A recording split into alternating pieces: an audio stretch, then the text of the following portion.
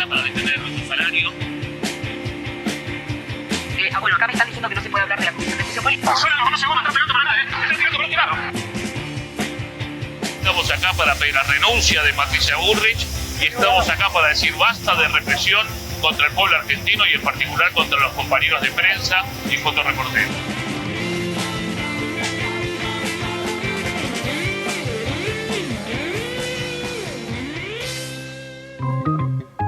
Buenas tardes, buenas noches. Este es un nuevo episodio de Digamos Todo, un noticiero sindical para las y los trabajadores de toda la Vía Láctea. ¿Cómo te va, Alfonso de Villalobos? ¿Cómo estás, Ana Laura? Muy bien. Todo bien, todo bien. ¿Y Randy, cómo te va? Todo en orden, perfecto. Todo en orden. Bueno, estamos en una semana, días de las elecciones. Se vota de manera diferente, con boleta única. ¿Ya pensaron si van a poner una cruz, si van a poner una tilde? ¿Cómo van a votar? Una cruz, ¿no? No sé. Yo pensé una tilde. Ah, mira, porque es positivo, es un voto. Yo marcaría bien claro el casillero, para que no haya duda, porque después cuando viene el asunto dicen, no, pero esa tilde, a ver si no queda claro. Me parece que la cruz es más negativa. Como somos de los pocos, creo yo, que votamos a favor, vieron que todo el mundo dice que se vota en contra, tapándose la nariz. Yo voy a votar orgullosamente la lista del Frente de Izquierda, así que voy a votar con una tilde. Bueno, sí, cada uno, pero lo importante es que se vea claro, que se vea quién vota y después obviamente fiscalizar para defender los votos. Voy a llevar los anteojos para no equivocarme. Sí, el casillero. A ver si todavía la presbicia termino votando un pelado. O un colorado. Sí, ¿viste? un colorado. Bueno, lo primero que queremos es dedicarle el programa a dos imprescindibles. Lo del imprescindible se usa mucho, pero bueno, en este son caso dos vale. imprescindibles, lo vale. El día 20 se cumplió un nuevo aniversario del asesinato de Mariano Ferreira. 15 años. 15 años. Y ese mismo día era el cumpleaños de Rubén Joffrin, que hubiese cumplido 71 años, así que bueno, a ellos dos le dedicamos el programa. Y bueno, también en el ámbito del canal, les pedimos que se suscriban a Prensa Obrera, que colaboren, que se metan en el QR y que hagan un aporte para sostener el canal. Muy importante para poder seguir con estos programas y toda la programación de Prensa Obrera. Un abrazo a la familia de Rubén y un abrazo a la familia también de Mariano, de ya 15 años. Y a todos sus siempre compañeros. Rubén tenía el problema y no se perdía un homenaje a Mariano y era el día de su cumpleaños. Sí. Y siempre estaba tironeado por la familia porque era el día de su cumpleaños, así que de todas maneras lo bancaban como lo bancaron siempre. Así que un saludo a toda la familia. Escribió algo muy lindo Raúl Mileo, compañero de perfil. Pueden ir a nuestro Instagram y ver el homenaje que le escribió. Nos hacemos parte, lo queremos y lo extrañamos mucho a Rubén, así que bueno, queríamos empezar el programa así. Siempre hay un motivo para reivindicar a Rubén en este programa. Si no es el cumpleaños, es el aniversario, es una huelga en la perfil. Renuncia a Patricia Bullrich. Siempre hay algún motivo. Bueno. Así que bueno, y las sobre elecciones. Mariano vamos a volver. Sí. Bueno, elecciones, se vienen las elecciones este domingo, se votan, legislativas, pero hay una idea como que es una elección, por más que sean legislativas, clave para el gobierno, que está golpeadísimo, no solamente porque su candidato era un narco, la otra candidata de Río Negro también está vinculada con el narcotráfico, y ahora no se sabe si votar al Colorado o al Pelado y qué va a hacer la gente, llega en una situación de un ajuste tremendo, de una movilización en la calle que va creciendo de la población rechazando este ajuste, que también vamos a mencionar. Pero bueno, sobre todo los candidatos del Fondo Monetario Internacional. Sí, y del Tesoro Norteamericano. Es decir, ya avanzamos cualitativamente, ¿no? Es decir, es una elección clave, me parece, está para los trabajadores, porque uno siempre se va lamentando y dice, no se puede estar peor, pero sí, se puede estar peor. Sí, se puede. Es decir, acá, en esta elección se juega mucho y los trabajadores venimos comiendo los ajustes hace 10 años, literal, o sea, de reducción, caída del salario, etcétera, pero puede ser peor. Pero bueno, ¿qué menú tenemos? Un menú, claro. Si uno mira como decimos, el menú, te encontrás con que la única agrupación que está presentando un programa político es el Frente de Izquierda. Dentro del peronismo, el kirchnerismo ha estado varias veces hablando de la necesidad de tener un programa para discutir posiciones y qué sé yo, pero nunca lo presentaron. Nunca apareció ese programa, lo ha hecho Cristina muchas veces también. ¿Y qué es lo que ofrece en todo caso hoy ese peronismo? Bueno, uno puede ver lo que es el accionar concreto en las provincias y ahí tenés un programa, porque es la acción práctica. Y ahí tenés ajuste en nombre de... Y repiten el mismo esquema de Milei, es decir, en nombre del equilibrio fiscal, ajustes a los trabajadores estatales, ajustes a los docentes, quita de beneficios sociales, gobernadores que mandaron a sus diputados y senadores a votar la ley bases, a votar cuanta porquería el mileísmo planteó al principio de su gobierno en el Congreso, y que ahora vuelven como si nada hubiera pasado, ¿no? Es como una cosa...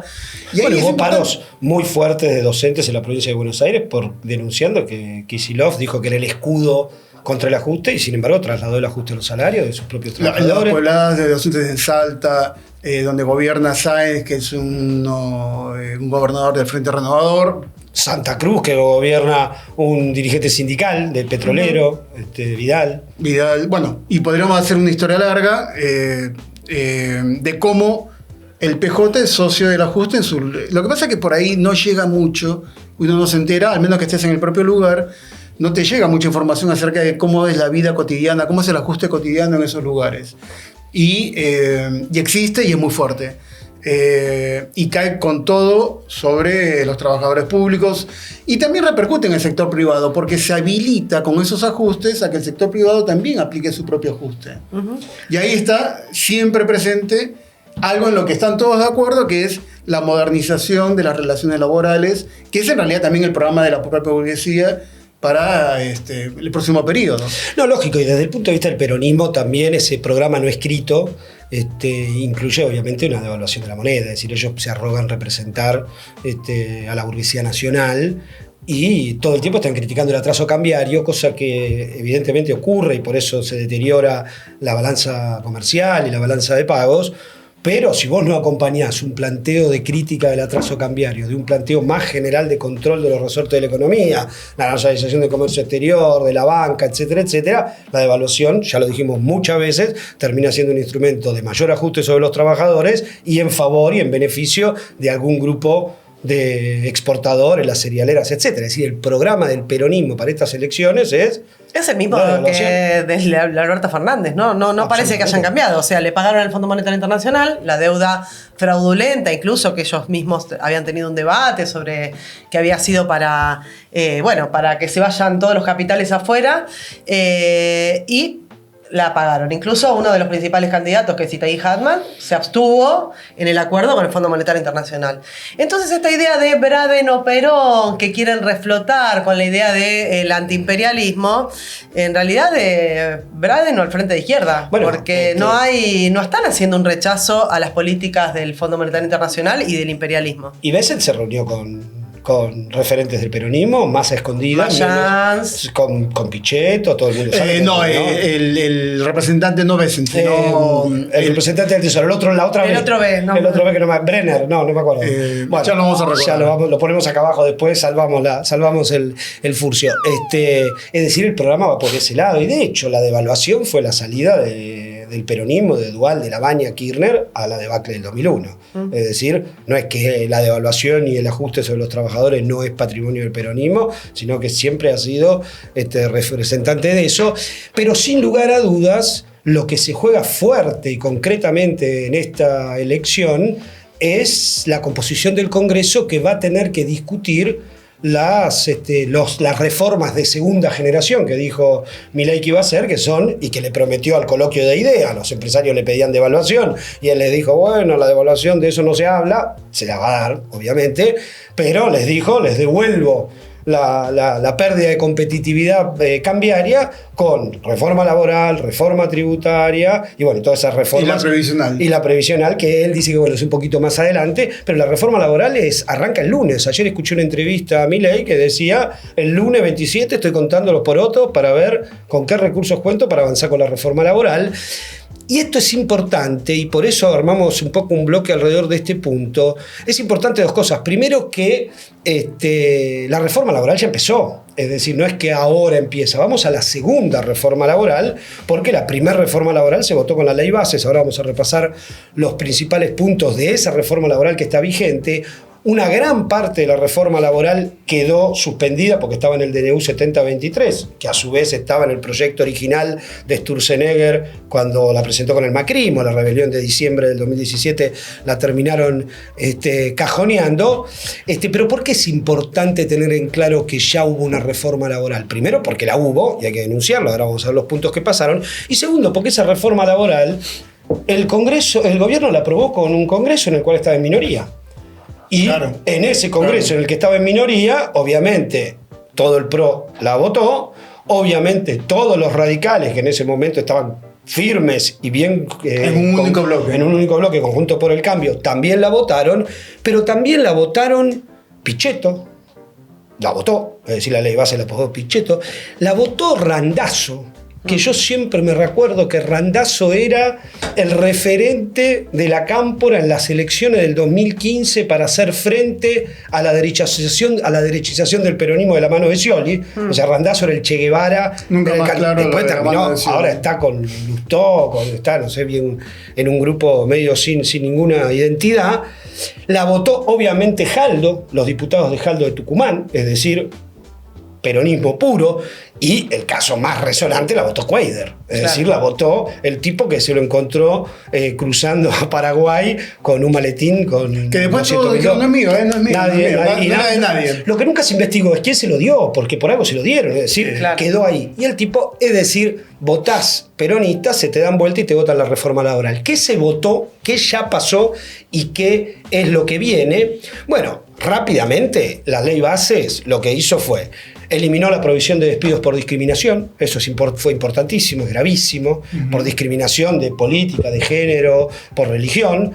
Lo modificó por una indemnización especial, es decir, garantiza la persecución sindical a rabiar. Las empresas ponen un mango más y echan a un delegado por cuestiones políticas, no se pueden amparar en eso.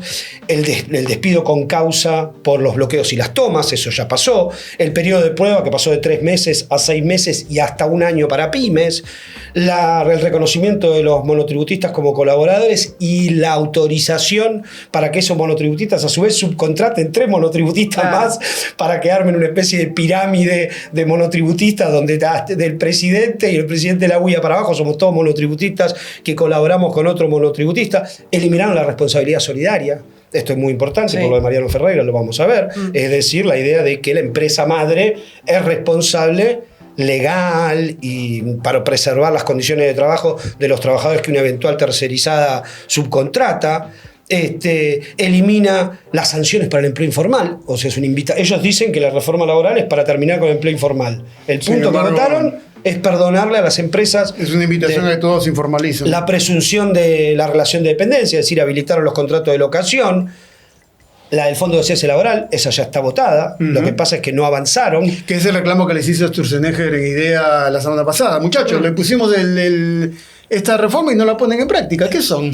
Absolutamente. Estaba enojado. Sí, le decía, vamos. Y yo leí en Infobae que varios empresarios en off dijeron en IDEA que no lo hacen porque les sale plata. ¿Qué quiere decir? Porque el Fondo de Cese Laboral lo tienen que poner ellos. Tienen que poner un manguito más. Entonces dicen, bueno, la indemnización la pateo para adelante, la voy bicicleteando. Quieren una no indemnización directamente. Quieren una no indemnización. Que no haya indemnización. Y les conviene, por lo que vamos a ver en el proyecto que se está discutiendo, les conviene no un Fondo de Cese Laboral, sino la modificación de los créditos laborales que ahora vamos a explicar y no cumplir con la indemnización y judicializarla. Ahora vamos a ver por qué.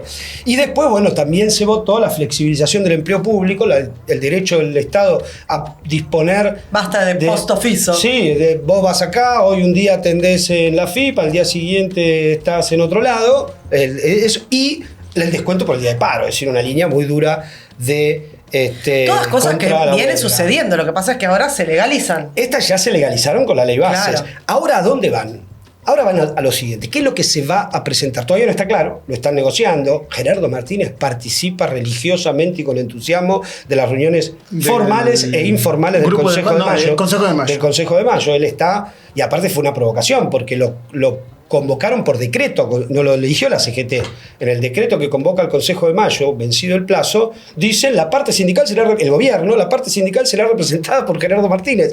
Y los de la CGT dijeron, y bueno, dale, ¿qué va a hacer? No lo cuestionaron y Gerardo Martínez, obviamente que le encanta, está ahí sentado y están discutiendo. ¿A dónde van con esto? Van, uno, lo dijo Miller, hay dos cosas, hay 3 indicadores. Uno, un proyecto de ley, el de Romina 10.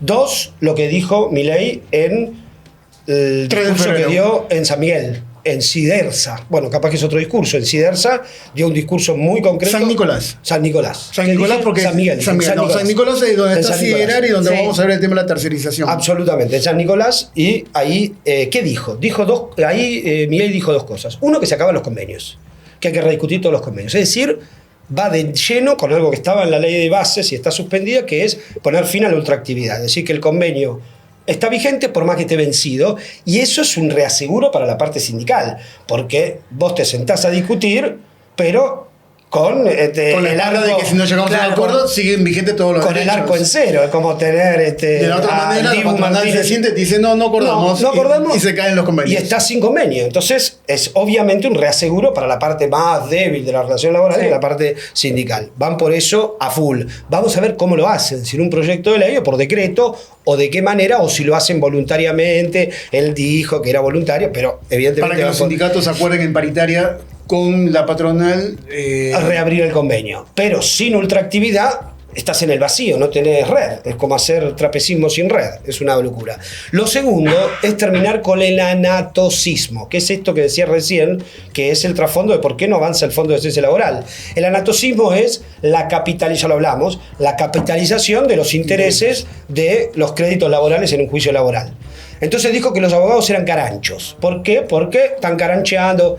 Esto, por el contrario, transforma el despido y la judicialización del despido en un negocio financiero para la empresa. Le conviene despedirte, no pagar indemnización, estirar el juicio todo lo posible. Comprar campeón, les diría. Comprar campeón, sí, sino que el dólar está caro, pero si despedís, haces un negocio financiero, agarrás la indemnización, la pones a laburar en una... Pero ni siquiera en fondos, ¿no? Tasa efectiva anual de un plazo fijo cualquiera, de cualquier banco, supera la actualización que propone Romina 10, que es... O sea, en un momento había una idea de que arreglar un juicio le convenía al empleador, ahora no, ahora le conviene patearlo, y para que vos lo cobres a los premios de valor. Apelar, y cuanto más apela, más factura. Pero no es que le conviene porque elude, le conviene porque factura más. Es una locura, es un negocio financiero. Por eso, de caranchos, que supuestamente son los abogados laboralistas, ahora tenemos fondos buitre, que son las patronales, porque compran salario indirecto por chauchas y lo ponen a laburar. O sea, laburan con el celular, con el salario de los trabajadores. Y después 2, 3 cosas más, para no robar todo el tiempo, que es que lo que viene son, obviamente, insisten en un artículo del de Romina 10 con la irrenunciabilidad de derechos, es decir, reventar los convenios y por lo tanto el poder sindical, el banco de horas, que lleva la jornada hasta las 12 horas, porque propone 12 horas de descanso. Un empresario dijo 13, no sé dónde lo sacó, por si acaso tiró para arriba. El almuerzo, puede ser, puede contar el almuerzo, es posible que cuente el almuerzo, te cuenta dentro de las 12 horas de descanso, está bien eso, las 13 la hora del almuerzo, entonces te roba 1 hora más de laburo. Para que comas por lo menos, porque que sigas laburando, porque imagínate 13 horas sin comer. Bien, como tiempo moderno, la máquina de comer, siempre muy buena ver esa película de nuevo. Y después, lo que también decíamos, que un negocio para las empresas, que es habilitar la contratación de potenciar trabajo y empleados públicos puestos en disponibilidad subsidiados por el Estado.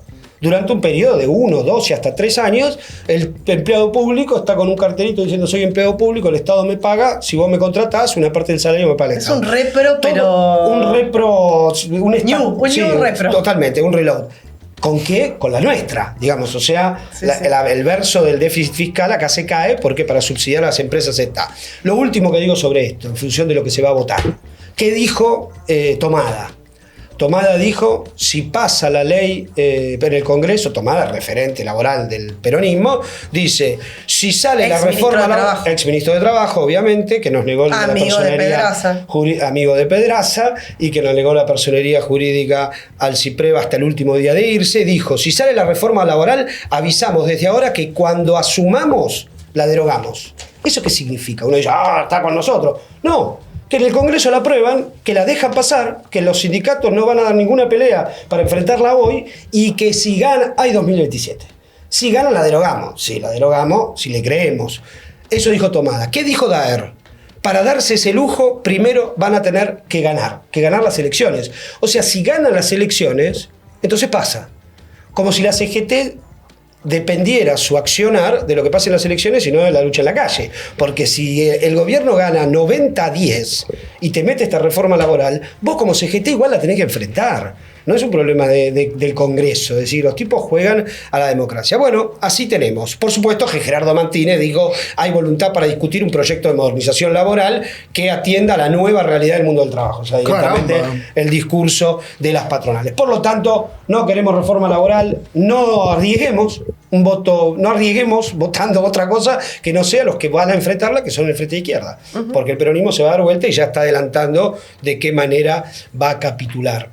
Eso sobre la reforma laboral, que es lo que viene. Un dato no menor que podían es los homenajes que se hicieron a Rucci en este último periodo.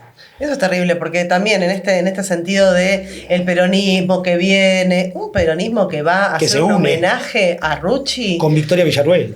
O sea, convocamos a todos los compañeros que saben quién es Rucci, que históricamente lucharon contra Rucci, que no pueden votar a esta gente que hace homenajes a la burocracia sindical más terrible de la historia argentina. El primero fue Infran y Victoria Villarruel homenajeando a Rucci. Pero el segundo es más significativo porque el segundo... No, Infran y Victoria Villarruel homenajeando a los militares por la toma del cuartel, del ataque del cuartel que hizo Montoneros en el 75. O sea, contra Montoneros, claro, exactamente, claro. O sea, en favor de Rucci. En el esquema más general, pero ahora, en esa vereda. El día del asesinato de Rucci, Kicillof reivindicando la figura de Rucci.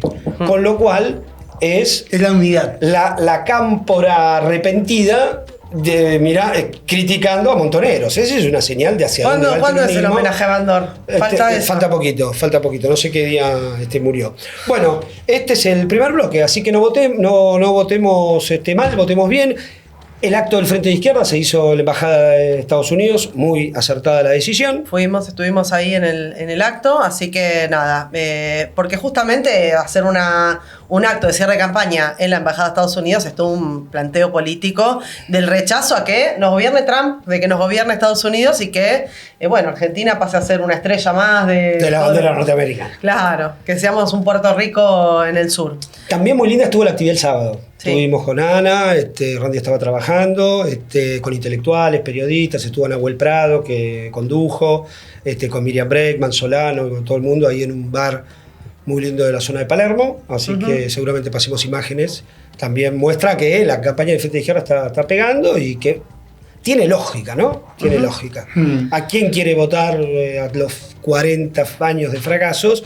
Es lógico que crezca el voto del Frente de Izquierda, así que vamos a apuntalar eso. Bueno, vamos a ir ahora... Disculpen, pero hay que luchar con claridad contra lo que se lucha, para poder explicarlo en los lugares de laburo. Bueno, vamos a ir ahora gremio por gremio, pero vamos a arrancar este segundo bloque, con un homenaje, como dijimos al principio, a Mariano Ferreira y a su lucha, porque se cumplen 15 años de su asesinato. Sí, pero de alguna manera también se puede decir que es gremio por gremio, porque el problema de los tercerizados está totalmente vigente, tanto como que hace 2 meses atrás hubo una tremenda lucha de los tercerizados de Siderar, la empresa de Techint que tiene la planta de San Nicolás, que es justo donde estuvo Milei, para inaugurar otra empresa, pero vecina de Siderar de Techint. Dijimos, son 15 años del asesinato de Mariano, que se cumplieron el 20 de octubre.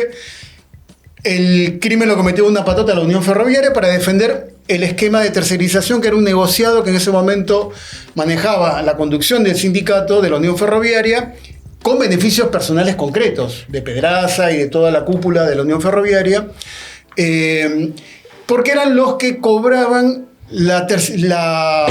cobraban por las cooperativas que estaban tercerizadas. Todo ese esquema también tenía un beneficio para la empresa y para el propio gobierno, que por esa vía de ajuste sobre los trabajadores tiraba menos presupuesto para la productividad. Menos presupuesto para el funcionamiento de los ferrocarriles y sobre la base de la explotación de los trabajadores tercerizados que eran factureros. O sea, fuera de convenio. Fuera de convenio totalmente. Ganaban la mitad que un trabajador de planta. La lucha de los tercerizados del Roca fue muy fuerte y se prolongó durante muchos meses, hasta que llegaron a la conclusión de que si no era por la vía del corte de vías, no iba a haber una respuesta. El sindicato seguro que no los iba a acompañar ni ayudar. El sindicato era el que explotaba una de las cooperativas de los tercerizados. Era del sindicato, era de Pedraza. Ni del sindicato, del Pedraza. Porque el sindicato es una cosa que uno dijera. De la conducción del sindicato. De la conducción del sindicato. Que había montado un negocio. Un negocio completamente espurio con los funcionarios, con la directiva de Ferrocarriles Argentinos, y lógicamente el gobierno se beneficiaba de eso.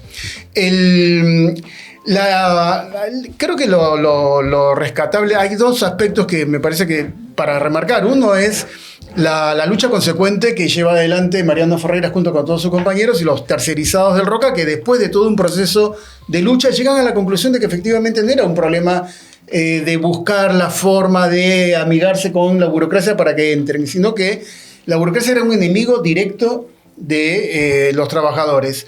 La lucha consecuente llevó a todos los procesos, se pasaron por todos los procesos necesarios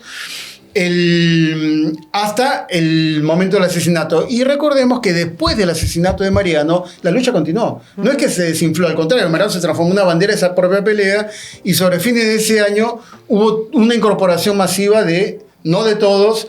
¿Por qué? Porque el ministro de Trabajo de aquel momento, que era Carlos Tomada, que decía, la tercerización no es mala, compañeros. Hay tercerizaciones buenas y tercerizaciones malas. Esta es de las malas, pero dejemos que funcione la buena. Están los audios tomados. Papel nefasto. A Pedraza. No hay mejor defensa que un buen ataque. Sí, ya vendrá tipo mejor. El rol del Ministerio de Trabajo ahí fue fundamental para sostener, en un momento de mucho cuestionamiento de la tercerización, para sostener el esquema de tercerización en beneficio de las patronales. Hasta que se hizo insostenible por la movilización popular. Esto es lo que hay que decir. Lo de Mariano fue un triunfo popular, digamos. Fue un triunfo popular en la medida que el propio pueblo lo sintió como un ataque. Un ataque el gremio de prensa tuvo una respuesta brutal. Se totalmente. Medios, hubo paros. De todas maneras, no todos los tercerizados pasaron a planta.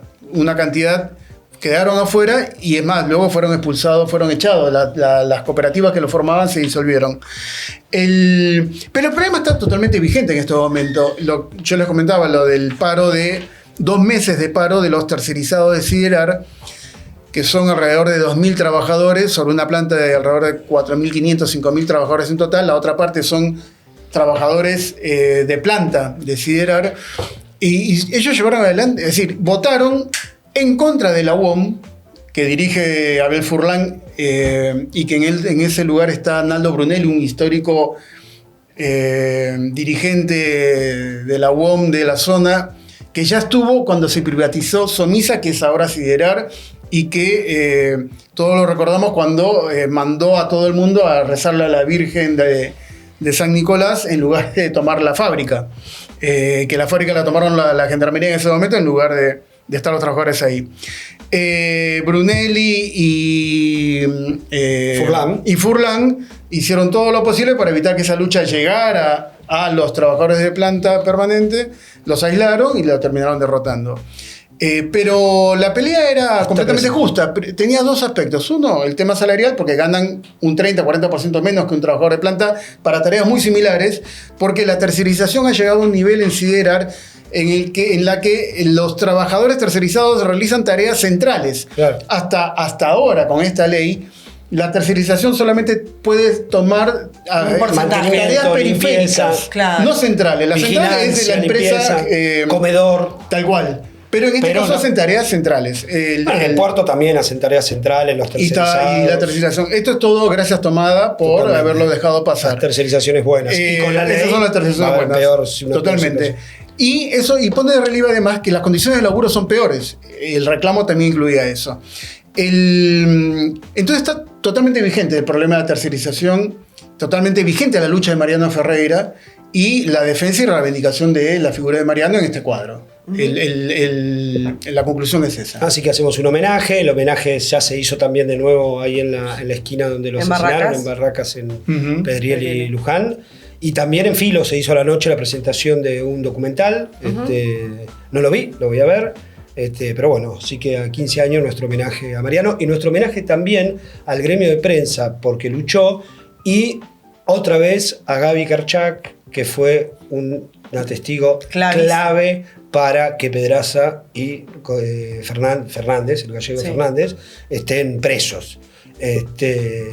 Y una cosita, el libro de Diego Rojas fue muy importante, ¿Quién mató a Mariano Ferreira? Porque la entrevista que le hace a Pedraza luego se usó en el propio juicio en contra de Pedraza, y fue un argumento muy importante para eso. Totalmente. Diego no está más, pero... Diego también. Así que nuestro homenaje también para Diego. Y por ese libro y la película también. Que se hizo, la película. Se hizo a partir de ese libro. Bueno, muy bien. Muy bien. Así que Mariano Ferreira presente ahora y siempre. Y siempre. Bueno, tenemos un montón de temas más, no sé cómo vamos a hacer, Tami nos va a echar, o nos va a apagar la luz, que es peor. Garrahan, mi universidad, de las novedades de la semana. Rapidísimo, tenemos un pequeño... Empecemos rápido con el audio de Laura, así después vamos... Hay un audio de Laura Carboni que nos mandó desde la plaza de la Paternal, ahí de la Plaza La Pampa, paseando al perro. Los docentes universitarios nos encontramos en nuestro segundo día de paro nacional. En el día de ayer, martes 21, además confluimos con los trabajadores no docentes. En el caso de Buenos Aires hicimos una concentración en la Plaza de Mayo junto a trabajadores del Garrahan, familias del Garrahan, compañeros no docentes y todo el sector de discapacidad, porque es una acción que veníamos preparando desde hace 15 días, ya que sabíamos que si bien ayer tuvimos la confirmación de que la ley de financiamiento universitario, así como la ley de emergencia pediátrica, fueron promulgadas pero suspendidas, teníamos el antecedente de lo que había ocurrido con la ley de emergencia en discapacidad. Por ello, veníamos desde manera conjunta organizando esta actividad que consistió en una concentración muy grande, la lectura de un documento común rechazando que el gobierno no aplique las leyes que en el caso de los docentes representan no solamente el presupuesto para la universidad y los hospitales universitarios, sino además un aumento salarial de más del 40%. Llamativamente, en el mismo boletín oficial donde se publica la ley pero no se aplica, el mismo gobierno reconoce que la deuda que tiene con nosotros es más del 40%. Por eso exigimos la aplicación inmediata de la ley. Bueno, la escuchamos, es muy simple. El martes hubo una movilización, paro de 48 horas. El lunes que viene se reúnen las asambleas en todos lados para discutir cómo sigue. El paro fue muy importante martes y miércoles de esta semana en todas las universidades del país, porque el gobierno reglamentó la ley a lo mismo que había hecho con discapacidad, y la reglamentó, pero en nombre de la otra ley que no sé qué, que tiene que haber un propósito financiero. Lo que pasa es que es una arbitrariedad lo que dice el gobierno, porque no hay presupuesto, entonces es obvio que nada va a tener una referencia en el presupuesto, y al mismo tiempo el gobierno se arroga el derecho de ser el único que puede arbitrariamente redirigir partidas. Pero aparte hay otro elemento. ¿Iban a usar 12.000 millones de pesos para imprimir las boletas de la provincia? Claro. ¿Qué es un problema de ellos? Es un problema de ellos. Pero aparte, acá no hay una redireccionamiento de recursos, hay una actualización de recursos por inflación, que no es lo mismo. Claro. No, porque vos me decís, abro 10 universidades nuevas, entonces vos decís, bueno, estoy modificando la estructura del presupuesto. Aumentando el presupuesto. Acá es mantener el presupuesto. O sea, ellos tendrían que decir a dónde se fue la plata que nos sacaron a los docentes, a los estudiantes y a todos en la universidad. Así que, primer punto, fue la plata. ¿A dónde se fue? Al Fondo Monetario y a Karina. Y a Karina. Y otra se fue a Paraguay. No, al 3% a Karina, nada más. Al 3%. Después del resto no sé. Ponele que el aumento ellos reconocen que es del 40,23 que tienen que darle. Ponele el 3. No den el 38, digamos, pero que nos den algo. Es de locos. La resolución dice, los tipos reconocen, dice, la inflación en el periodo fue de 220%, el aumento a los docentes universitarios fue del 128%. Lo ponen por escrito, pero no les vamos a dar en nombre de esto. Una cosa que me parece muy importante, el Garrahan obtuvo el triunfo, obtuvo la guita, pero ellos quieren que la ley de emergencia pediátrica se apruebe y que el salario vaya a la parte en blanco. Una cosa que me parece muy importante es la actitud de la CGT en este punto también. Porque las grandes movilizaciones universitarias, la CGT no convocó, acompañó, adhirió, etcétera, etcétera, etcétera. Pero ahora se ve la trampa de aquella adhesión, de aquel acompañamiento, porque quieren mostrar este conflicto como un conflicto meramente corporativo, de la educación, de la sectorial, eso quise decir, separado. Pero acá tenemos algo mucho más grave, acá tenemos un gobierno que está haciendo un autogolpe. Es decir, tenemos un gobierno que está vulnerando la Constitución Nacional. Nosotros somos revolucionarios, no es que reivindicamos la Constitución burguesa, pero estamos en contra de que un gobierno vulnere los derechos constitucionales luego de que perdió en el Congreso 1, 2, 3, 4 veces. Sí. Porque perdió la ley, perdió el veto, el rechazo. Es un autogolpe lo que está haciendo el gobierno, gravísimo, de una gravedad institucional gigantesca, que amerita, sea la universidad, sea el Garrahan, sea lo que sea, que la CGT haga un paro nacional. 2 paros nacionales. ¿Quién pone en caja un gobierno que está haciendo un golpe? Entonces mañana Victoria Villarroel dice que sacan los milicos y dicen, bueno, no sé. Es decir, acá lo de la CGT es muy grave, no es un conflicto sectorial, trasciende el conflicto sectorial. Los que están a full son los familiares de discapacitados. Una cosa que no dije. Y la CGT también tendría que salir a pelear sectorialmente. Porque en el conflicto de los discapacitados, la CGT tiene un interés gigante. Porque mucha de la plata que el gobierno le dio a la CGT son por las prestaciones por discapacidad. Que tienen que dar por discapacidad y que los fletes, los taxis, esto, lo otro. Y que son las que no quieren dar, justamente, las que ellos quieren aumentar. El 17 de octubre se hizo no solamente una movilización enorme al Andis con, profesionales de la salud, trabajadores del Andis y también de familiares de las personas con discapacidad que, no solamente que están reclamando que se cumpla con la emergencia en discapacidad, con todo esto que vos comentaste, de los proyectos que no se cumple, que el veto, que dónde sale la plata, y como llevaron un petitorio al Andis en la sede ahí de Belgrano, y como los recibieron, ocuparon el Andis. Impresionante, porque... Corta la noche. Fue como, no sé qué, un petitorio, pero en un momento les hicieron una reunión, estaban ahí, les dijeron, hay una situación de destrato tremenda, vamos a ver un videíto de una familiar que estaba ahí, contando la situación de... Vamos a escuchar, sí. Aparte de los videos que están corriendo. Es una crueldad lo que se está viviendo. ¿Cómo puede ser que haya plata para otras cosas? Nuestro presidente se lo pasa viajando, se lo pasa gastando en viajes y no hay para discapacidad. Nosotros necesitamos urgente eso, que se ponga la ley en vigencia. Nos están atropellando, están vulnerando nuestros derechos, nos están arruinando la salud, porque esto nos hace mal a nosotros. Yo como neurodivergente me angustió muchísimo. Esto me afecta mucho. Encima nos dijeron que nos iban a recibir, que íbamos a tener una reunión. 3 veces cancelaron la reunión. 3 veces, así como el 3%, 3 veces. Y nosotros acá estamos, acá tuvimos que entrar, porque otros entraron, porque la impotencia es terrible. Como persona autista estoy muy estresada porque esta situación me saca, pero a la vez no me quedaba otra cosa por hacer, si ya me siento como que no tengo nada que perder, estoy acá, o vengo y me agarro una crisis o lo que sea, pero tengo que luchar, porque lo que están haciendo es terrible, no nosotros. Florencia... Familiares, también personas con discapacidad, como el caso del video que estábamos viendo de una persona con autismo. Es terrible todo el manejo que tienen, se pierden las prestaciones. El día de ayer hicieron una movilización nuevamente desde Congreso al Ministerio de Salud.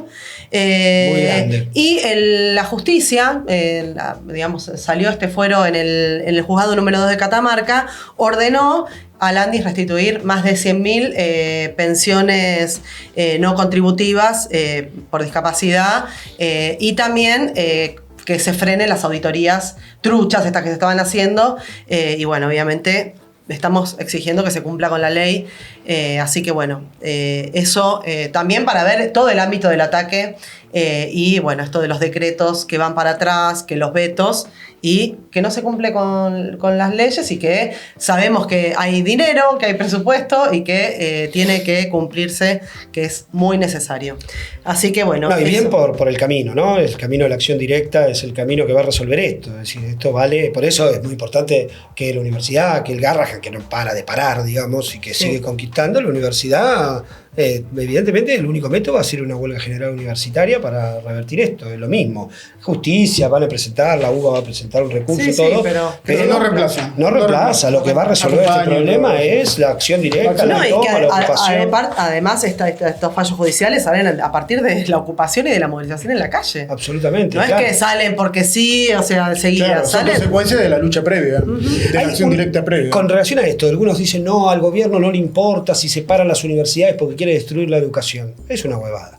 El gobierno, si vos le metés una huelga general universitaria, más allá de si le importa o no le importa la educación, se está morfando que 3 millones de estudiantes, 2 millones de estudiantes no pueden estudiar porque el gobierno no le da el salario a los trabajadores, así que el método de la huelga genera crisis políticas, golpea al gobierno, golpea políticamente, y los familiares discapacitados lo están demostrando. Sí, y saludamos la acción directa y la toma como también en medida de fuerza para defender los reclamos.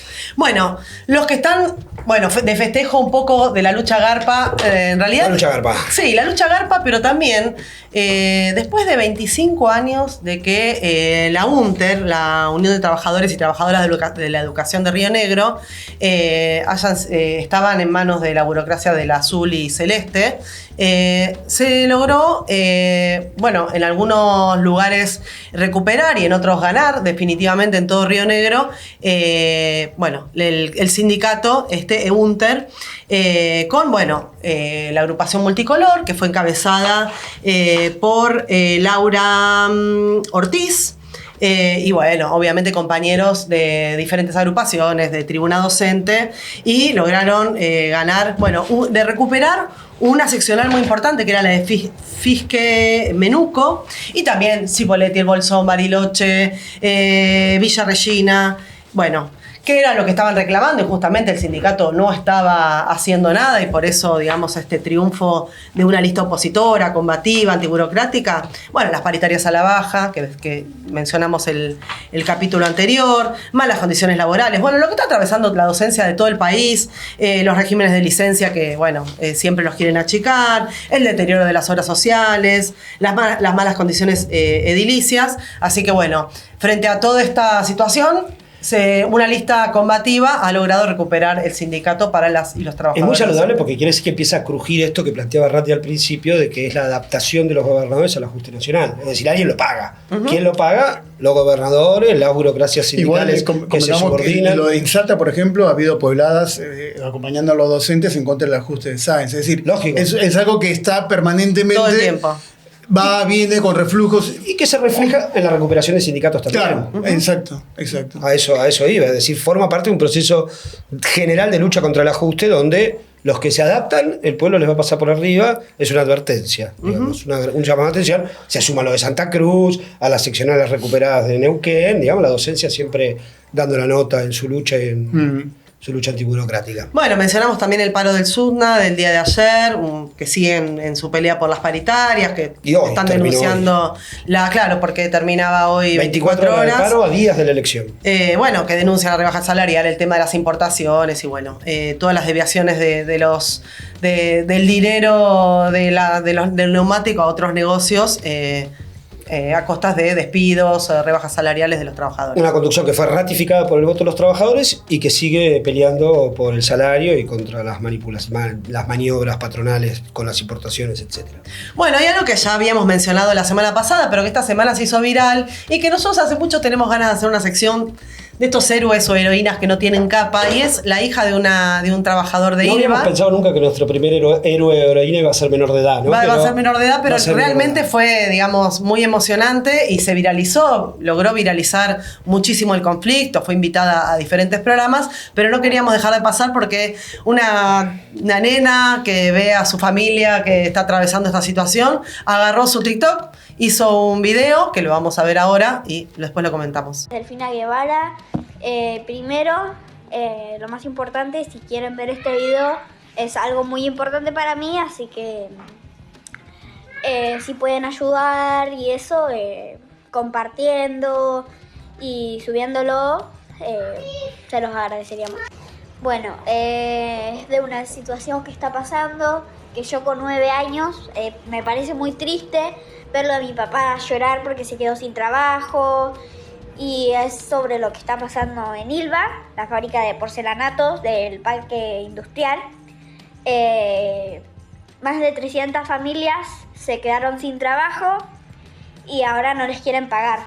Y yo no entiendo de política, no entiendo de trabajos, nada, pero por lo que escucho de mi papá y de mi mamá que me cuenta y todo eso, la fábrica o sea, los dueños de la fábrica no se quieran presentar en las audiencias. Bueno, nada, muy emocionante y también esto, ver cómo este ataque que... Los niños no mienten, dicen, ¿no? No muy solamente simple. que no mienten, sino que, o sea, ver a tu familia en una situación. Yo en los 90 a mí me pasó de ver a tu viejo que se queda sin trabajo, tu mamá los despiden. Ella dice que lo hace porque ve al padre llorar. Y claro, es que es y ella tremendo. se pone al hombro la situación y sale a pelear. Claro. Así que bueno, nada, estas comisiones de familia que acompañan, porque ella también menciona que va a los acampes, que está acompañando, bueno, que obviamente la familia en medio del conflicto tiene que salir a hacer changas y todo eso porque no le está pagando el salario. Hicimos un informe la semana pasada y venimos haciendo, pero queríamos mostrar a nuestra heroína de esta semana, porque bueno, nada, fue muy lindo el gesto y nos emocionó. Así que bueno, eso queríamos mencionar sobre Ilva.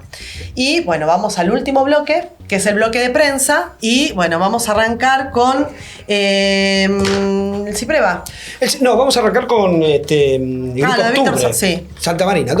Se presentó finalmente, algo que nosotros venimos reclamando hace mucho tiempo, se presentó la nota en la CGT reclamando el desplazamiento de Víctor Santamaría, y se están viendo imágenes, fueron los compañeros de Página 12, de Canal 9, presentaron los delegados la nota, y los de Canal 9, la comisión interna de delegados de Canal 9, cuyo dirigente Ricardo se va a sumar a la comisión directiva del CIPREV, hicieron un videito muy interesante porque encontraron en redes a Víctor Santamaría explicando por qué cuando una patronal no cumple, él como dirigente del SUTER, cuando una... Escuchémoslo, después lo comentamos. La homologación es muy difícil, sabemos que no es necesaria la homologación para que se apliquen los aumentos salariales por diversos temas. Primero, porque lo dice la ley marca claramente que toda presentación de una paritaria ante el organismo de control, que sí, en este caso la Secretaría de Trabajo, pasados 30 días queda homologada automáticamente.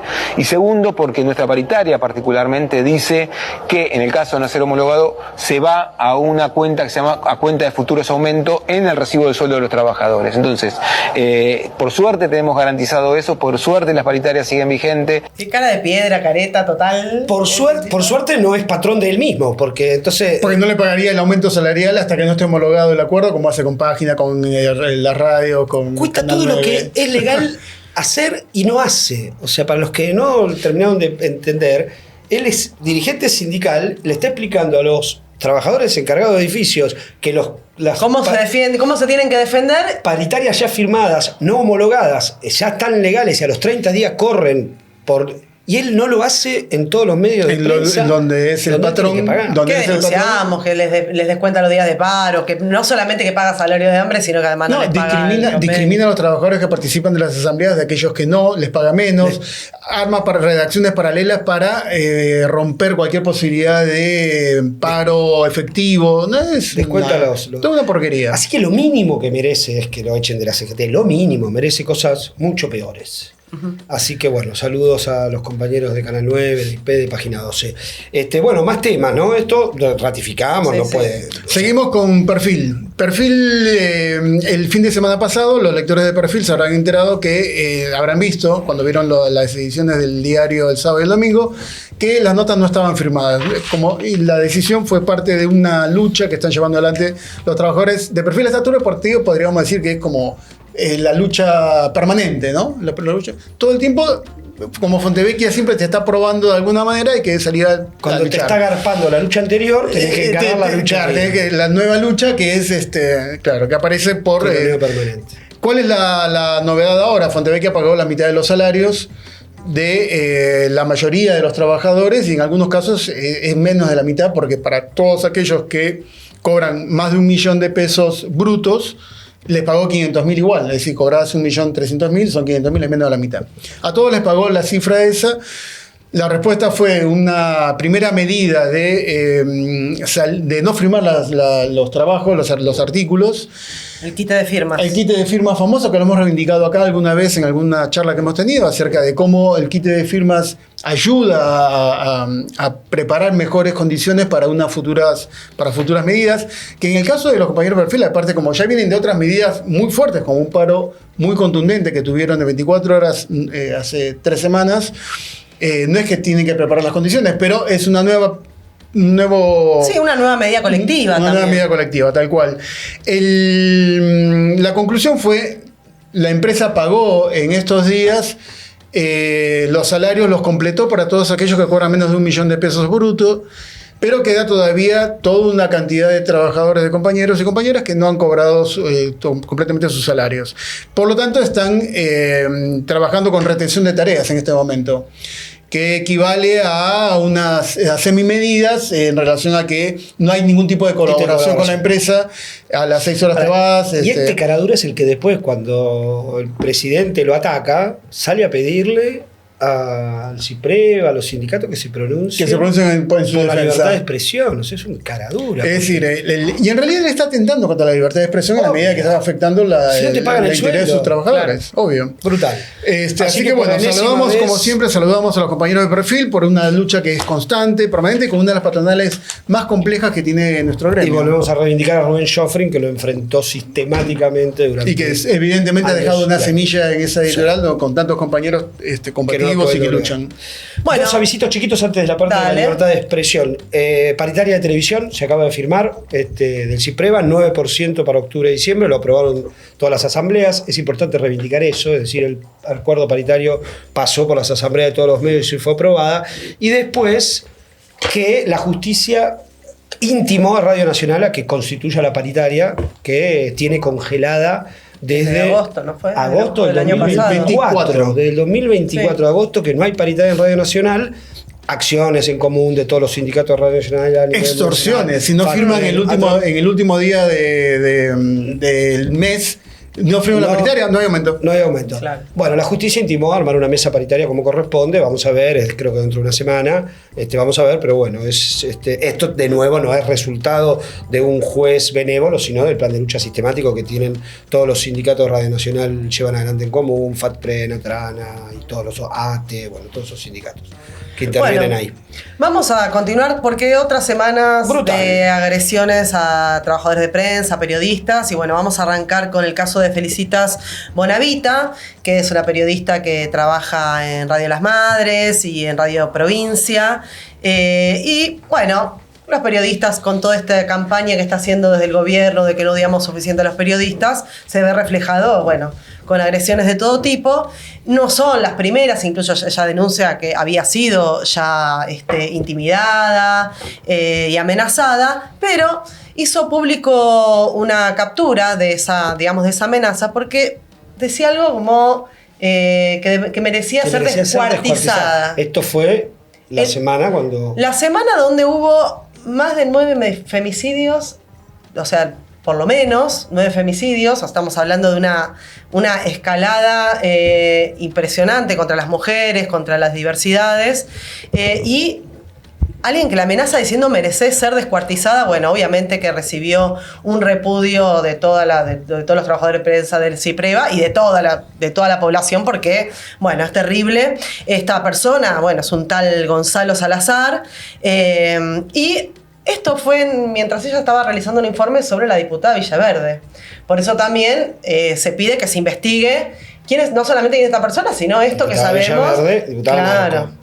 Cómo esta amenaza se da, hoy se nos caen todas las cosas, sí. Hoy cómo se da también no es que la amenazaron porque sí, sino que la amenazaron cuando estaba haciendo un informe contra una diputada que está denunciada, lo que mencionamos al principio del programa. Y con los métodos que estimula el propio gobierno, al decir que hay que odiar a los periodistas, etcétera. Sí, no olvidemos que también la semana pasada Patricia Bullrich salió a decir que que las mujeres, como nos pasamos 3 pueblos, que nos radicalizamos mucho, ahora venía la revancha. Claro, bancate la... o sea, es tremendo, es la ministra de Seguridad, nosotros ya pedimos la renuncia, pero digo, es tremendo que mientras estén matando mujeres, la ministra de Seguridad salga a reivindicar y a decir, la pollerita corta, bancatela, te pasaste. Sobre todo, cuando tenemos también el caso que habíamos denunciado la semana pasada, Pablo Laurta, que mató a la mujer, a la exmujer y a la suegra. Que no es casual esta epidemia de femicidio, no es casual. Es cuando vos ves que el poder político avala este tipo de prácticas, no las persigue, hace de la víctima, responsabiliza a la víctima, etcétera, lógicamente esto crece. Le pasó a Felicitas y vamos a ver que pasan cada vez más. Es el caso de también fotoperiodista Antonio Becerra, que Antonio nuestro Tony trabaja en tiempo argentino, pero le pedimos un audio con una reflexión sobre lo que está sucediendo en el gremio en este momento con los fotógrafos. Y contamos después lo que le pasó. Bueno, hola, me llamo Antonio Becerra, yo soy reportero gráfico y trabajo para el diario Tiempo Argentino. También soy fotoperiodista freelance, con lo cual hago colaboraciones cuando se me piden de diferentes medios y demás. Bueno, la verdad, trabajar en la calle, ¿no? Como periodista bajo este contexto de gobierno viene siendo delicado, fundamentalmente porque, hay un discurso oficial que está legitimando, ¿no? el odio contra nosotros, y eso legitima, ni más ni menos, para la redundancia, que después, tal vez ocurrió otro día, ¿no? Una señora se sienta libre de ir a lastimar personas en una movilización. Pienso que la conciencia tiene que estar en cada uno, en saber identificar que esto es una locura, que estas cosas se validan y que justamente hay que, más allá de la praxis, repudiarlo también discursivamente. Hay que saber dar la discusión, ¿no? Al final, de que no es odiamos y vamos a hacer pelota a los periodistas. No funciona de esa manera. Hay que ir más allá, me parece. Antonio lo que hace es expresar la preocupación que hay en el gremio y entre los fotógrafos en particular en relación a los ataques constantes que hay contra ellos, con la excusa de que son blanco. En realidad no es una excusa, es siguiendo la línea del gobierno, no digamos mucho a los periodistas, es solamente eso, no es una excusa acá. En el caso concreto, ya ha sido muy difundido, pero lo repetimos brevemente, cubriendo el acto de 3 de febrero. En 3 de febrero en el Palomar de Milei. Había una actitud muy agresiva de parte de los militantes de La Libertad Avanza contra una movilización, que había un contraacto, una contramovilización en repudio a la presencia de Milei en el lugar, amparados por la gendarmería, golpean y luego la gendarmería les hace una línea de defensa para que no reciban la devolución a ese ataque. Una mujer que ya había atacado a algunas personas ahí con gas pimienta, luego se sumó a un grupo de libertarios que empezaron a perseguir a 2-3 fotógrafos con ganas de golpearlos. Entre ellos, Tony Becerra. Se refugiaron en un supermercado. Están las imágenes. Están las imágenes que estamos viendo en estos momentos. Y la mujer, digamos que fue el caso central de la situación, estaba con un cuchillo. No era un tramontina. Un cuchillo de casa, un cuchillo para. Que en mi infancia decían grandes Rambo. Los de Rambo. Claro, un cuchillo de Rambo. Para matar a alguien. Tenía brújula atrás. Y tenía ganas de matar a alguien, efectivamente. Bueno, una persona ahí que decía que era de la policía la redujo y se la llevaron. Lo cierto es que la mujer lo que gritaba era cucos de mierda, salgan de mi casa, de mi barrio, y acusándolo, digamos, simplemente eso, de que eran cucas de mierda. Y en el caso de los periodistas, ¿por qué son periodistas? Es un episodio muy grave porque a los insultos que habitualmente reciben los fotoperiodistas en la calle de parte de militantes de La Libertad Avanza, esto pasó a mayores. No es una palabra excedida de más. Acá hay un intento concreto de lastimar y de... Con un cuchillo. Con un cuchillo. De parte del gobierno no hubo ningún tipo de acción. Al contrario, Milei lo que dijo fue reprodujo un posteo falso que adjudicaba la militancia de la mujer al kirchnerismo. Totalmente falso. y Milei reprodujo eso y había un video que estaba reproduciendo el presidente que decía cucas de mierda, entonces no tiene ningún sentido. Recordemos que Antonio Becerra también fue el que fotografió a Santiago Caputo. Antonio le tocaron todas. Sí, todas. Porque la agresión directa de Santiago Caputo, que le agarró el carnet y le sacó la foto, lo intimidó. La represión policial, quizás pasamos imágenes, él se comió gases esos días que la policía iba deliberadamente a reprimir a los periodistas, estaba ahí el Tony también, y ahora ya una que es una incitación o del gobierno a una agresión de la gente. Pero también hay una incitación en eso que decías, cuando la policía va a golpear periodistas y fotoperiodistas, es una y que no tiene ningún tipo de consecuencia. Miremos el caso de Gallo. De Pablo Grillo, perdón. El caso de Pablo Grillo. Es decir, para que Guerrero llegue a ser indagado, han pasado ¿cuántos meses? Desde el 12 de febrero. 12 de marzo.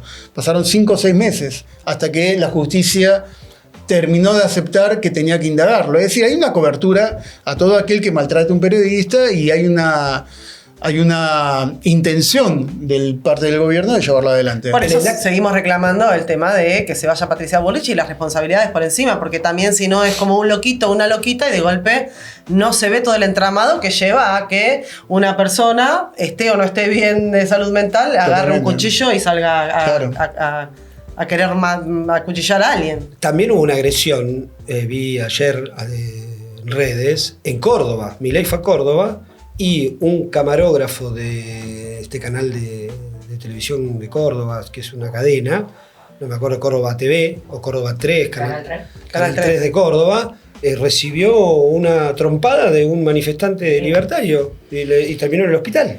O sea, que se le hinchó la cabeza. Yo vi el relato de la cronista que laburaba con él, estaban cubriendo la caravana.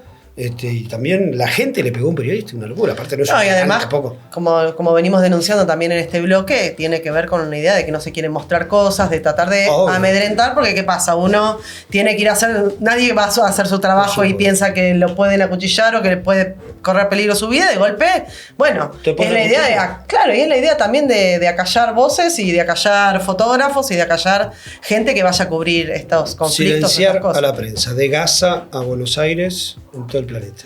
Bueno, vamos a contar brevemente otro caso más. Este es el caso de Agustina Peñalba, también fue muy viralizado esta semana, una periodista de C5N, que bueno, en este caso ella denunció acoso y bueno, sobre todo por parte del economista Walter Graciano, que hace 2 meses que le viene escribiendo, le viene acosando. Ella, digamos, en un momento entró obviamente en una situación de terror porque en uno de los mensajes él le dice: voy a esperar a que vos estés sola, que te encuentres sola. Ella ahí no solamente, digamos, que venía manifestando esta situación, sino que ya lo hizo público. Le dieron un botón antipánico. Ella está, digamos, atravesando una situación en la cual, bueno, esto que hablamos, que no tiene que ver solamente con la violencia física, la violencia verbal, sino también otra forma de violencia que son los acosos a las mujeres, a las compañeras. Esta idea que dice un poco el video que estamos viendo de fondo, no es no, pero que también tiene que ver con una cuestión de poderes, tiene que ver con una cuestión de idea de que los hombres son dueños de las mujeres, entonces te tengo te sigo a todas partes, infundiendo terror, infundiendo miedo, infundiendo pánico. Y de esta idea de zona liberada que ha creado el gobierno, porque esta idea de que la ministra de Seguridad dice se pasaron 3 pueblos, etcétera, plantea un cuadro de impunidad para la violencia de género gigantesco. Es decir, los casos van a seguir surgiendo. Acá no es un funcionario del gobierno que acosa a una periodista, pero obviamente el gobierno allana el camino. No, porque además él tenía, Walter Graciano ya tenía denuncias por acoso. Entonces es eso, si con una persona que tiene denuncias de acoso sigue acosando, bueno, está ahí la impunidad y la no acción del Estado que tiene que defender a las mujeres, a las compañeras en sus lugares de trabajo, y además, bueno, rechazamos estos acosos que se dan, que bueno, como digo, terminan muchas veces, y con todo lo que estuvimos viendo esta semana, pueden terminar en situaciones muy graves contra las mujeres, así que bueno. Y nos solidarizamos con Agustina y recordamos siempre el protocolo de género que está en el CIPREVA, que es una herramienta de lucha para actuar en estos casos. Para erradicar la violencia. Y sobre todo para que, digamos, en estos casos... las compañeras se animen a denunciar, que no están solas. No solamente que se animen a denunciar, sino que se sea cuidado el lugar de trabajo, porque vos tenés que ir a trabajar todos los días con esa persona, y lo que termina sucediendo muchas veces, que es lo que trató de evitar el protocolo, es que las mujeres digan, bueno, no voy más a trabajar, renuncio, y que la persona que los acosa se quede en ese lugar y ellos son las que se tienen que ir. Absolutamente. Así que bueno. Bueno, avancemos, que nos quedan poquitos vinculado temas. con lo que estábamos hablando en el caso de Tony Becerra, el gobierno, a partir de una presentación que hicieron el CELS, CIPREVA y otros organismos como FOPEA, va a tener que dar una posición, una respuesta ante la Comisión Interamericana de Derechos Humanos en una reunión que se va a hacer en Miami el 19 de noviembre, por las denuncias que han hecho estas organizaciones en relación al deterioro sustancial de la libertad de prensa y de expresión en la Argentina. Así que hay... es decir, es un paso importante, pero no reemplaza, como decíamos hace un rato, en relación a las luchas e iniciar una acción legal, no reemplaza esa lucha que como trabajadores de prensa llevamos adelante contra el gobierno y en contra de sus manifestaciones de ataque a la libertad de expresión, pero es una instancia importante como para que se ponga de relieve justamente que el gobierno no tiene, mejor dicho, una vocación muy fuerte de cercenarlo de libertad de expresión. Completamente. Es importante que esté el sindicato detrás, digamos, claro, otro carácter. y de hecho es uno de los... Es una cosa palaciega. Es uno de los que presentaron el CIPREVA está desde el principio bregando... Y con Pablo Grillo reclamando fuera Bullrich, acciones callejeras, etc. Hay una nueva acción de los familiares, que ahora no recuerdo la fecha, que se iba a hacer el fin de semana pasado y se postergó a la semana que viene por... ahí en la esquina donde Pablo recibió la granada también, así que vamos a estar atentos para informar. La información igual la tienen en Justicia por Pablo Grillo, que ahí tienen todas las novedades de la salud y del caso. Antes de pasar a la parte internacional y cerrar, chiquitito volvemos sobre el problema de las elecciones del CIPREVA. 12 de noviembre, trabajadoras de prensa, trabajadores de prensa, votemos masivamente para reforzar el sindicato, hay que dar vuelta la taba, hay que recuperar el salario, hay que recuperar el oficio, hay que recuperar la libertad de expresión, hay que ponerle un límite al ajuste del gobierno. Para eso hay que reforzar el CIPREVA en todas las redacciones, va a haber mesas, más de 30 mesas en un montón de medios, y hay tiempo hasta el 30 de octubre para afiliarse. Que es muy importante. Creo que es más, no es más importante, la afiliación después tiene que votar, pero es más importante lo que va a pasar de acá al 30 de octubre, porque es el momento de que los compañeros de los medios de prensa escrita, radial y televisiva se afilien, y después que se afilien también otros sectores que también forman parte de esto que llamamos gremio de prensa, y que estamos pasando un momento muy difícil desde lo económico, un momento muy difícil desde la defensa del oficio, y este programa tiene que ver con eso, nació con ese propósito, así que afiliémonos todos hasta el 30. Y todo el mundo a votar, porque es importante, por más que, hay una lista de unidad, hay una única lista, pero es importante porque la cantidad de votos también va a fortalecer la acción en los medios, en las organizaciones, así que cuantos más votos, más fortalecido va a salir el sindicato. Y las empresas van a estar mirando, Totalmente. Quién vota, quién no vota, es un termómetro. Si el CIPREVA emerge de esta elección más fuerte de lo que llega, bueno, vamos a ir más fortalecidos a tomar medidas. Y los trabajadores también miran. Eso también lo dijimos en otro programa y lo volvemos a decir. Miran las empresas y miran los trabajadores. El trabajador que está dudando ve un sindicato que tiene fuerza y va. Un sindicato que está debilitado, al trabajador obviamente tiene miedo. Así que vamos fuerte con las elecciones 12 de noviembre y afiliarse fuerte hasta el 30 de octubre. Bueno, ¿qué tenemos? Internacionales. 2-3 puntitos. Brevemente, vieron, en Perú hay un nuevo presidente. El Congreso echó a Dina Boluarte. El nuevo presidente José Geri lo primero que hizo fue declarar la emergencia en Lima. Una movilización popular muy masiva que hubo al día siguiente de la asunción del nuevo presidente. Todo esto fue la semana pasada. Derivó en 10 periodistas golpeados por la policía y un manifestante asesinado. Se sabe quiénes fueron los que golpearon y quién fue el policía que asesinó al manifestante, y sin embargo no ha habido ningún tipo de represalia todavía sobre ellos. Nada. En nombre de que las instituciones, la crisis y la ley de emergencia. Primera situación. Es decir, no solamente en Gaza y en Buenos Aires persiguen a los periodistas, también en Lima fueron a buscarlos especialmente. Fue como acá. Fue como en Buenos Aires. O sea, deliberadamente fueron a golpearlos. Y si hay 10 heridos, es un montón. Y pasamos a Gaza. Lo último en Gaza es que hay una tregua que es violada por Israel todo el tiempo, y en una de esas violaciones de la tregua atacaron las oficinas centrales de un medio de comunicación palestino, se llama Palestine Media Production. Media Company. Pero no sé por qué sí. Ingeniero de radiodifusión. Exactamente.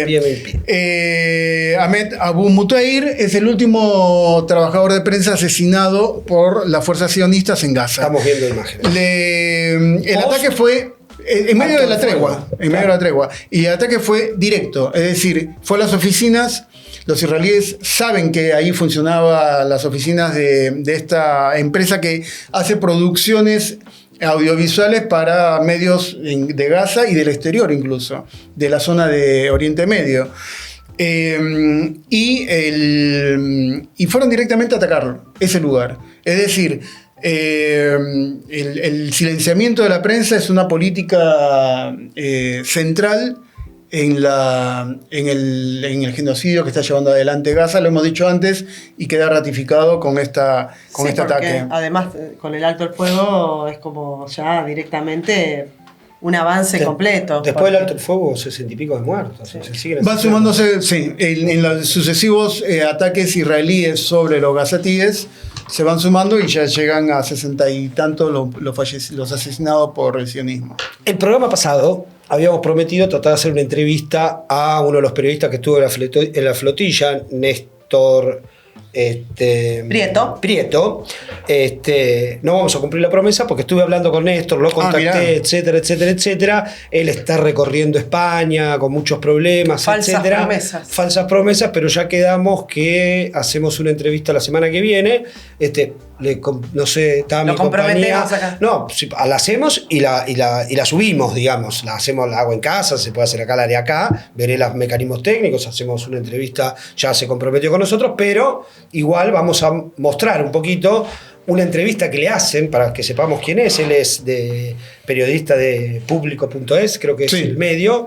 Estuvo en la flotilla, estuvo con Celeste Fierro, que es quien me pasó el teléfono finalmente. Se lo pedí, pero también me lo pasaron los compañeros de Periodistas por Palestina, que también lo conocen. Escuchemos dos cosas. Una, un videito chiquitito, que es cuando está el ejército sionista por ocupar la flotilla y él está dentro, así que veámoslo. Y después una entrevista que él cuenta cómo fue las condiciones de detención. Y durante 4 horas permanecimos así en el patio de la cárcel. Luego ya pues pudimos empezar a movernos y demás. Recuerdo que quien se movía, a mí entre ellos me agarraban del pelo, mira al suelo, trozo de mierda. La gente que llevaba cufillas se la arrancaron. Me arrancaron todas las pulseras, que eran pulseras que no tenían nada que ver.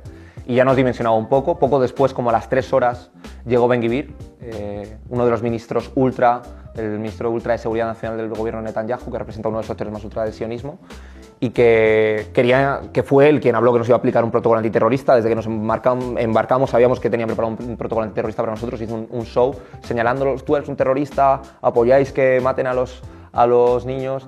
Y bueno, y la gente respondió, empezó a gritar Free Palestine, deberíais de ser juzgados, Stop the Genocide, You're a liar.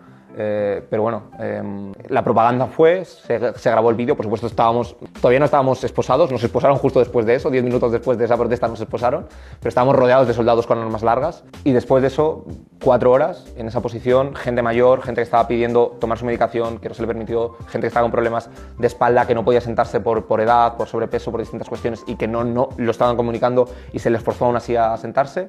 Entramos en el interior del puerto y ahí se hizo un circuito donde se nos fue identificando, se nos hizo ahí un cacheo muy exhaustivo. Ahí sí que recuerdo que se nos tocó todo el cuerpo, se nos quitó la ropa, se nos sometió a un escáner de metal, y a partir de ahí siempre fuimos con un soldado, profundamente acomplejados. Me acuerdo que cuando me identifiqué otra vez allí como prensa, fue un ejercicio de violencia más grande, y cuanto más pedía, quiero hablar con el abogado, quiero hablar con el cónsul, más escalaba. Ellos tenían la línea muy clara de no ejercer una violencia física explícita para no poder luego contarlo, pero aún así la ejercían, nos inmovilizaron. Durante todo el tiempo estábamos reducidos con con la parte de atrás, empujones, tirones de pelo. Eso fue una constante durante todo el proceso que tuvimos. Bueno, entonces la semana que viene ya tenemos la entrevista pautada, muy buena onda, muy el próximo interesado. Programa que será en 2 semanas. Sí, pero capaz que lo subimos antes y después lo reproducimos, vamos viendo, depende de cuánto salga, porque si lo hacemos mañana o pasado se va a perder vigencia. Sí, perdón. No, ya estamos terminando el programa, pero no quería dejar de mencionar la muestra que está haciendo Argra en la ex-ESMA, en la Casa de las Madres. Es una muestra fotográfica del 2024, obviamente están todos los fotógrafos, todos los conflictos que estuvieron cubriendo, todo esto que estamos mencionando, que fueron, todo ahí. Claro, incluso las represiones a la población y también a los periodistas. ¿Hasta cuándo es? Empezó el 18 y es hasta el 20 de noviembre, así que hay tiempo, vayan, que siempre, no solamente que las fotografías son una obra de arte, sino que también vienen a reflejar y vienen a contar la historia de nuestro país. Y es una forma de lucha que tiene Argra, muy importante. Podríamos también armar una entrevista ahí a Sebas, ¿no? De Argra, ahí mismo. Puede ser. Vamos, Ana. Sí, me gusta. Dale. Bueno. Suscribirse a Prensa Obrera, fundamental. Si no se suscriben, se termina todo, no decimos más nada. No decimos todo nada. ¿Cómo dice Trump? ¿Cómo dijo Trump? Tenés que decir, o mueran. Claro, o mueran. O sea, acá o se mueren todos. Estamos muriendo. Hay que suscribirse, hay que bancar la parada, hay que bancar a los compañeros, hay costos, nada es gratis, cada vez cuesta más. Necesitamos que se suscriban a todos los canales. Y además suscriptos se enteran de, la información que provee Prensa Obrera, que no es un medio tradicional de comunicación. Absolutamente, es un medio hecho por trabajadores, tanto en su formato de papel, como en su formato web, como en su formato audiovisual y todos los programas. Bueno, agradecemos a todos los compañeros de la producción, les mandamos un saludo y nos vemos en 15 días. Tami, Iván, Nacho. Chau, nos vemos. Ustedes dos también, muchas gracias, chau.